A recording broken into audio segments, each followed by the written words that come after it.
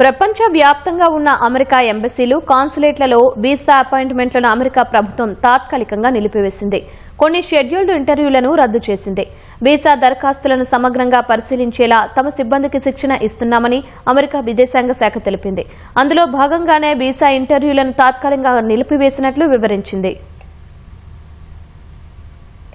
America ప్రభుత్వం అనూహ్య నిర్ణయం తీసుకుంది. ప్రపంచవ్యాప్తంగా ఉన్న అమెరికా ఎంబసీలు, కాన్సులేట్లలో వీసా అపాయింట్మెంట్లను తాత్కాలికంగా నిలిపివేసింది.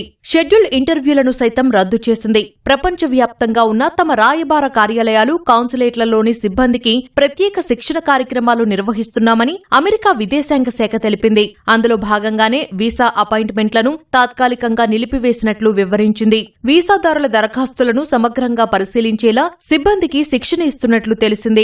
దరఖాస్తుదారుల సామాజిక మాధ్యమ ఖాతాలను తనిఖీపైన తర్ఫీదు ఇస్తున్నట్లు సమాచారం. ప్రభుత్వ సంక్షేమ పథకాలపై ఆధారపడే విదేశీయులు అమెరికాలోకి రాకుండా అడ్డుకోవాలని ట్రంప్ సర్కార్ భావిస్తోంది. ఆర్థిక అవసరాల కోసం ప్రభుత్వంపై ఆధారపడేవారిని ఇమిగ్రేషన్ పరిభాషలో పబ్లిక్ ఛార్జ్ అని పిలుస్తారు. ఇలాంటి వారిని ముందుగానే గుర్తించి వీసాలు తిరస్కరించేలా తమ సిబ్బందికి అమెరికా విదేశాంగ శాఖ శిక్షణ ఇస్తోంది. ప్రభుత్వ పథకాలపై ఆధారపడేవారిని వీసా దరఖాస్తు సమయంలోనే గుర్తించేందుకు వీలుగా గ్లోబల్ ట్రైనింగ్ కార్యక్రమాన్ని ప్రారంభించామని అమెరికా విదేశాంగ శాఖ ప్రతినిధి తెలిపారు. ఇప్పటికే వీసా ఇంటర్వ్యూలు ఖరారైన వారికి అపాయింట్మెంట్లు రీషెడ్యూల్ చేస్తున్నామని చెప్పారు. కొత్త తేదీని మెయిల్ చేస్తామని వెల్లడించారు.